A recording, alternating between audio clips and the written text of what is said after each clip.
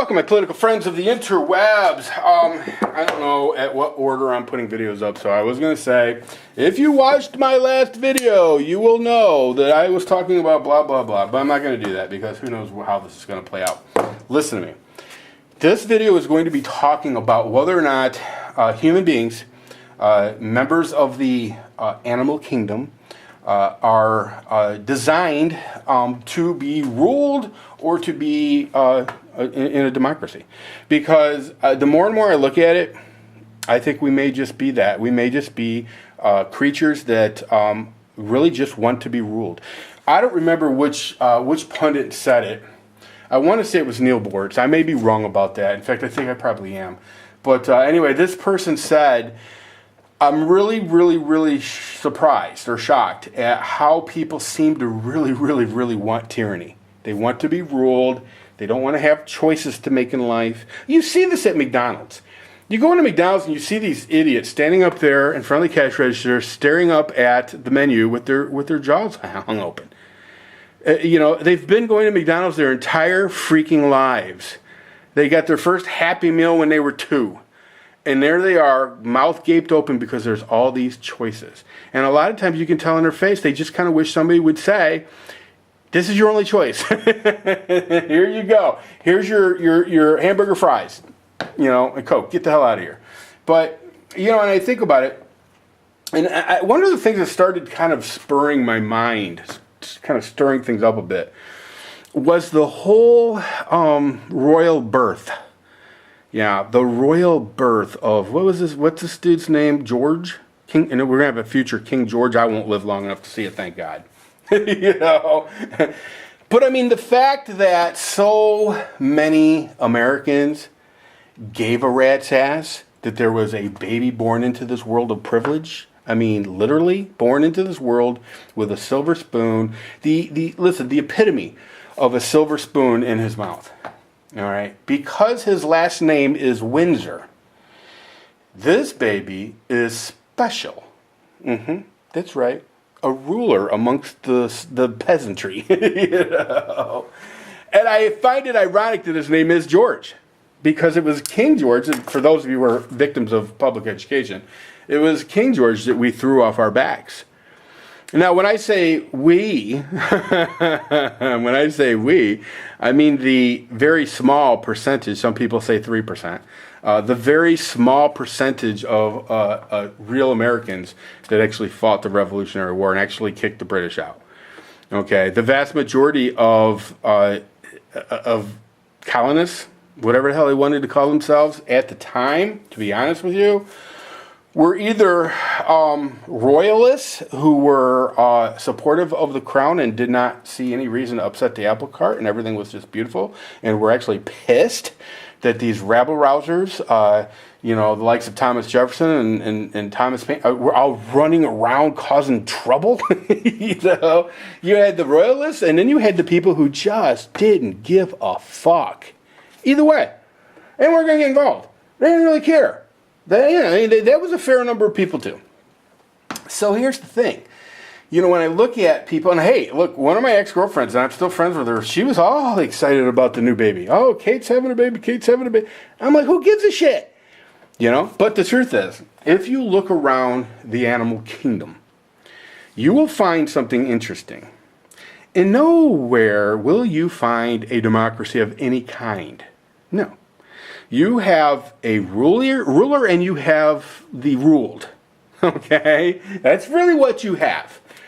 Okay? I don't care if it's the queen bee of the hive or the alpha dog that is the leader of the pack in the wolf kingdom. You have a leader. And however that leader's chosen, it's chosen, but that leader rules, and usually with an iron fist. I watched a show one time on Lion Pride. And, they're all about mating. They mate with all the female lions. The lionesses, the king of the pride, he mates with all of them. And it's really kind of interesting because in the end, at some point, a young Turk comes and replaces him. The first thing that new King of the Pride, the new top dog or top lion, does is literally kill all the male offspring from the previous. Okay. Now, if they're older lions, they're out of there. Older male lions, they're out of there. Okay. The father will push those out too. Okay.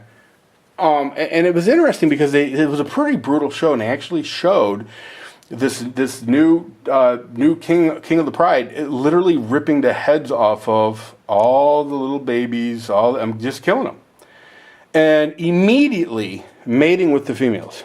Immediately. It's just, to the victor go the spoils. But the point is that, he became king. Everybody else was being ruled. That's just the way it is. They don't call the shots. One creature calls the shots.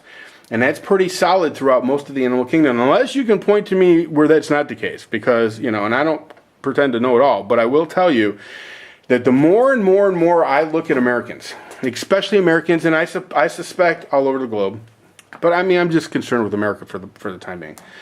I look at a group of people who literally do not give a shit. They want to be ruled. As long as they get their Obama phones and their government cheese, they don't care. They really don't. That's all they want.